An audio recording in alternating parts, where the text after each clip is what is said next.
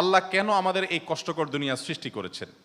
তিনি তো সব জানেন, আগে থেকেই জানতেন এই দুনিয়া কঠিন, আর অধিকাংশ মানুষ জাহান্নামে যাবে, অধিকাংশ তাকে বিশ্বাস করবে না, অধিকাংশ পাপ করবে। তা জেনেও আল্লাহ কেন বানাইলেন? অনেকে চিন্তার স্বাধীনতার কথা বলেন যে আল্লাহ স্বাধীনতা দিয়ে পাঠাইছেন, তাই পাপ করলে দোষ মানুষেরই। কিন্তু আল্লাহ তো এটাও জানতেন যে স্বাধীন হলেও অধিকাংশ মানুষ পাপই করবে। তাহলে কি বলা যায় আল্লাহ জাহান্নামে যাওয়ার জন্যই আমাদের বানাইছেন? এটা কি জুলুম না? ভাই আহমদ মুসা, এই প্রশ্নটি আপনার মতো আরো হয়তো অনেকের। আমরা এই প্রশ্ন উত্তরে অনেক দীর্ঘ আলোচনা করতে পারলে ভালো হতো, কিন্তু আমাদের হাতে সেই সময় নেই। আমি খুব সংক্ষিপ্তভাবে বলার চেষ্টা করি। প্রথমত, আল্লাহ সংক্রান্ত যত প্রশ্ন আছে আমাদের, এই বেশিরভাগ প্রশ্নের গোড়ায় একটা বড় ধরনের গলদ আছে। সে গলদটা হলো, আমরা আল্লাহকে আমাদের মতো ধরে নিয়ে প্রশ্ন করি। অর্থাৎ আমি আপনি সাধারণ মানুষ সৃষ্টি, আমাদের যে সীমাবদ্ধতা আছে, আমাদের যে জায়গাটা আছে, আল্লাহ রাব্বুল আলামিনকে সেই জায়গায় বিবেচনা করে আমরা প্রশ্ন করি। এটা হলো প্রশ্নের গোড়ায় গলদ। যেমন কেউ যখন প্রশ্ন করে যে আচ্ছা, আমাদেরকে আল্লাহ সৃষ্টি করেছেন, তাহলে আল্লাহকে কে সৃষ্টি করেছেন? নাউজুবিল্লাহ। এরকম প্রশ্ন অনেকে করেন। এই প্রশ্নটার অন্তঃসার শূন্য এবং গোড়ায় গলদ। কারণ আপনি নিজে সৃষ্টি, আপনি জানেন যে কোনো ক্রিয়া ছাড়া কোনো কর্ম হতে পারে না। সেজন্য আপনি নিজে সৃষ্টি হয়েছেন, আপনার স্রষ্টার সন্ধান করছেন যে আমি সৃষ্টি যেহেতু হয়েছে, আমার স্রষ্টা নিশ্চয়ই আছে, ভালো কথা। এখন আল্লাহকেও আপনি আপনার মতো করে ভাবছেন যে তাহলে তারও স্রষ্টা দরকার। তারও যদি স্রষ্টা থাকে তাহলে তিনি স্রষ্টা হলেন কিভাবে? আল্লাহর যদি আবার স্রষ্টা বিবেচনা করা যায়, চিন্তা করা যায়, কল্পনা করা যায়, তাহলে তিনি স্রষ্টা হলেন কোত্থেকে? তাহলে তিনিও তো আমার মতো সৃষ্টি হয়ে গেলেন, যে তারও আরেকজন যদি স্রষ্টা থাকে। আল্লাহর কোনো স্রষ্টা থাকবে না, তিনি নিজেই স্বয়ং সম্পূর্ণ।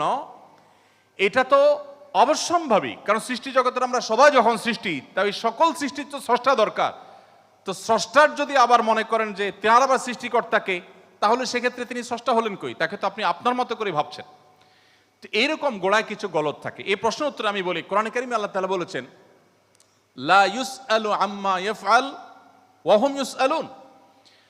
মহান আল্লাহ তাআলা তার নিজের সত্তা সম্পর্কে বলছেন, তিনি যা কিছু করেন তার এই সমস্ত কাজের জন্য কারোর কাছে তিনি জবাবদিহি করতে বাধ্য নন। কারণ তিনি তো মহান সৃষ্টিকর্তা, তার তো কোনো স্রষ্টা নেই, তার উপরে কেউ নেই, তিনি কার কাছে জবাবদিহি করবেন? তার কোনো কাজের জন্য তিনি কারোর কাছে জবাবদিহি করেন না, কিন্তু সবাইকে তার কাছে জবাবদিহি করতে হয়। এখন আপনি যদি আল্লাহর কাছে কোনো বিষয়ে প্রশ্ন রাখেন, আল্লাহর ব্যাপারে আপনার যদি প্রশ্ন জাগে, তাহলে তার মানে আপনি আল্লাহকে জবাবদিহিতার আওতায় আনতে চাচ্ছেন। মহান সৃষ্টিকর্তা যিনি সকল কিছুর সৃষ্টিকর্তা, তাকেও যদি আপনি জবাবদিহিতার আওতায় আনতে চান, তাহলে তিনি মহান সৃষ্টিকর্তা হলেন কিভাবে সম্ভব? এবার আসা যাক, প্রশ্নে আপনি লিখেছেন যে বেশিরভাগ মানুষ জাহান্নামে যাবে, আল্লাহ জানেন, তাহলে আর দরকার ছিল কি তৈরি করা? এখন এখানে রুটিন দায়িত্বপ্রাপ্ত উপাচার্য মহোদয় আছেন। যদি বলা হয় কোনো শিক্ষা প্রতিষ্ঠানের প্রধানকে যে স্যার, আপনি জানতেন আমরা বেশিরভাগ ছাত্র পরীক্ষা ভালো করব না, আমরা আন্দোলন সংগ্রাম নিয়ে ব্যস্ত ছিলাম, পরীক্ষাটা ভালো হবে না, আপনি জানতেন স্যার, তারপর আপনি পরীক্ষাটা কেন দিলেন বলেন? কোন কথার উপরে ঠিক? পরীক্ষা দেওয়া হয়েছে কেন? এই জন্য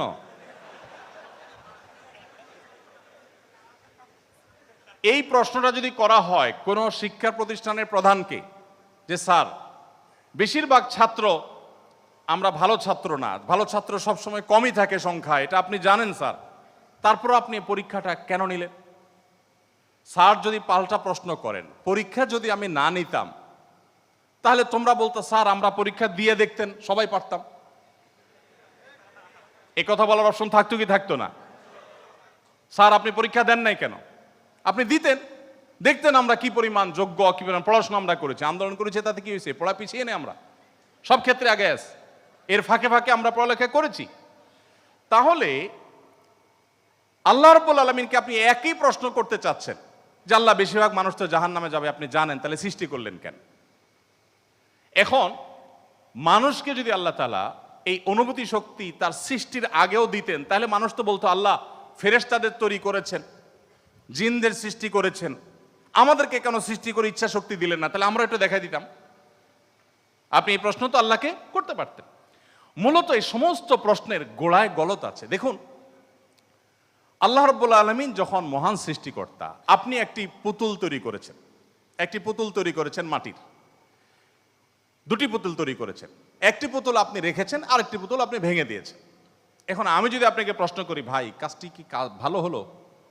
একটা পুতুল রাখলেন আর একটাকে ভেঙে দিলেন, কেন এরকম করলেন? আমার এই প্রশ্ন করাটা আপনাকে যদি আমি জবাব দিই তার আওতায় আনি, যে আপনাকে বলতে হবে এটা ইলজিক্যাল কাজ, কেন করলেন? আপনাকে প্রশ্ন যদি আমি করি, এই প্রশ্ন করার কি অধিকার আসলে আমার থাকার কথা? আপনি পুতুলটা সৃষ্টি করেছেন মাটি থেকে, করে আপনার একটা ভালো লেগেছে রেখেছেন, আর একটা ভালো লাগেনি ভেঙে ফেলেছেন। পৃথিবীর কোনো মানুষ আপনাকে জবাব দিয়ে তার আওতায় আনতে পারে? এই অধিকার আছে কারোর? থাকার কথা না। এটা একান্ত আপনার ব্যাপার। আল্লাহ রাব্বুল আলামিন যখন কিছু মানুষকে জান্নাতে দিবেন, কিছু মানুষকে জাহান্নামে দিবেন, জাহান্নামীদের সংখ্যা অনেক বেশি হবে, এই সংবাদ জানার পর আমার মধ্যে তো এই তাড়া কাজ করার কথা, যদি আমাকে জাহান্নামে যেতে হয় তাহলে আমার পরিণতি কি হবে?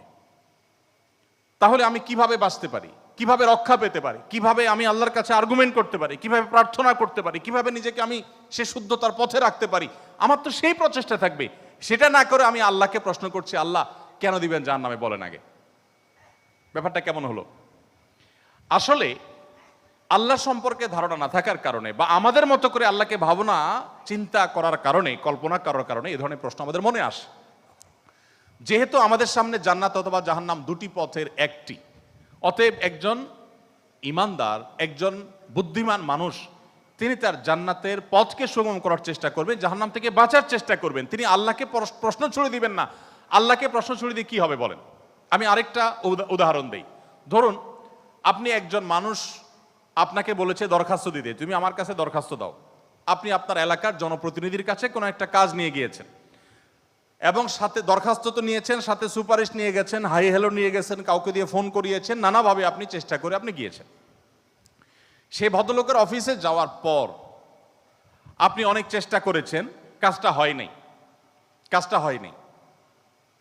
এখন আপনি কিন্তু জানতেন যে আমি দরখাস্ত লেখার নিয়ম আছে সেই হিসাবে লিখেছি, আবার সুপারিশও করেছি, কিন্তু আসলে হবে সেটাই যেটা তিনি চাইবেন, তার এখতিয়ার আছে এটা পাশ করা বা না করা। এখন আপনি যদি যে তাকে বলেন, ভাই নেতা সাহেব, যেহেতু বিষয়টা সম্পূর্ণ আপনার ইচ্ছাধীন, আপনি দিবেন কি দিবেন না সম্পূর্ণ আপনার এখতিয়ার, আইনও সেভাবে, নিয়মও সেভাবে, সিস্টেমও সেটা, এখতিয়ার 100% আপনার অধীনে, আপনি চাইলে দিবেন, না দিলে নাই, তাহলে নাটক কেন করলেন? দরখাস্ত দেওয়ালেন কেন আমাকে দিয়ে? আমাকে কেন আসতে বললেন? আপনি জানেন সিদ্ধান্ত নেতার হাতে, সিদ্ধান্ত জনপ্রতিনিধির হাতে, সিদ্ধান্ত সে ব্যক্তির হাতে। আপনি জানেন তিনি যা ডিসিশন নেবেন সেটাই হবে। এটা জানার পরও আপনি কিন্তু আপনার চেষ্টায় কোনো ত্রুটি করছেন না, এমনকি আপনি পাবেন না সেই সম্ভাবনা জোরালো হওয়া সত্ত্বেও আপনার চেষ্টা কিন্তু আপনি ত্রুটি করেন না। সেখানে আপনি মানুষ হয়ে বলছেন যে আল্লাহ যাকে জাহান্নামে দিবে সে তো জাহান্নামে যাবেই, এর ব্যত্যয় তো হবেই না, তাহলে আমার আর কষ্ট করে লাভটা কি? আরেকটি উদাহরণ মনে হয়েছে। এক ভদ্রলোক, তিনি একজন মুসলমানকে, একজন সন্দেহের মধ্যে থাকা মুসলমান, নামকাওয়াস্তে মুসলমান, তিনি একজন সিরিয়াস মুসলমান, প্র্যাকটিসিং মুসলমানকে জিজ্ঞেস করতেছে, ভাই প্রতিদিন নামাজের জন্য আহ্বান করে, ভাই নামাজ পড়তে চলো। তো বেনামাজি মুসলমানটা বলে, না ভাই আমি যাব না। তো একদিন বলতেছে, আচ্ছা শুনেন, আল্লাহর ইচ্ছার বাইরে তো কিছু হয় না, আমি আসলে নামাজে যাই, এটা আল্লাহ চাচ্ছেন না, এই জন্য আমি যাই না। তো যেহেতু আল্লাহর ফয়সালা হয়ে গেছে, আমি যেতে পারছি না, তার মানে আল্লাহ আমাকে যাওয়ার তৌফিক দেন না, সেজন্য যাচ্ছি না। তাহলে আপনি অযথা চেষ্টা করে লাভ নাই, কেন আমাকে প্রতিদিন ডাকেন, কোনো দরকার নেই। তো এই ভদ্রলোক তিনি যখন বলেছেন যে আল্লাহ চাইলে তো আমি নামাজ এমনিই পড়তে যাব, আল্লাহ যখন আমার জন্য নামাজের ফয়সালা করবেন, আপনি ডাকা ছাড়াই আমি যাব, আর না করলে তো আমি যাব না, তাহলে আপনি অযথা কেন চেষ্টা করছেন? এই কথা বলার পর ওই নামাজি ব্যক্তি তার কোনো উত্তর না দিয়ে পরের দিন এই ভদ্রলোক যখন অফিসে যাবে কাজের জন্য, একই সাথে তারা থাকে, তো শার্ট প্যান্ট পরে যখন সে কাজের জন্য বের হবে তখন তার এই দোস্ত দরজা আটকে ফেললো এবং সামনে দাঁড়ায় বলল, আজকে তো যাওয়া যাবে না। তো বলে, কেন যাওয়া যাবে না?